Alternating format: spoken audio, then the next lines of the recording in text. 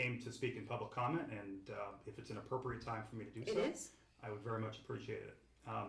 Thank you, Madam Chair. As I've said in the past, I have no interest in involving myself with the direction of this committee or how it chooses to approach its work. However, that does not mean that I will stand silently by while a member of my staff is disparaged.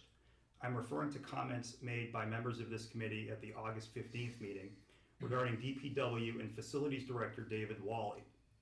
Not only were these remarks insensitive towards one of the hardest working and most valuable employees in town, they also happen to be completely incorrect.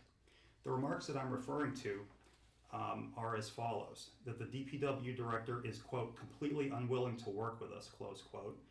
Quote, he didn't want anything to do with it, meaning the project, close quote.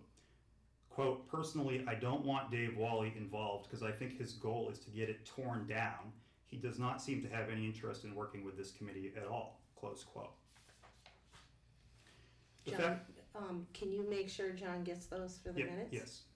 The fact of the matter, thank you, Madam Chair, is that there has been no more ardent supporter of the Reverend Morrison Meeting House project than Mr. Wally. And just as an example, within the last several weeks, he braved bats and bat excrement to assist a member of this committee in accessing the site. I would also point out that rather than advocating for the destruction of this structure, he has been consistently one of the loudest voices highlighting the risks of leaving the building vacant on a long-term basis.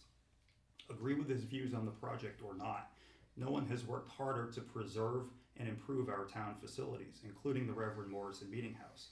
I have repeatedly pushed back on far milder comments directed by board members towards my employees.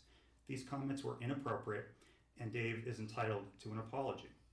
We need to be able to disagree with each other and still maintain a basic level of civility, which I did not witness in this case.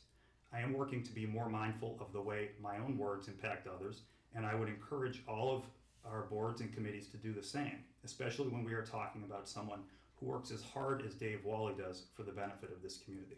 Thank you, Madam Chair. You're welcome.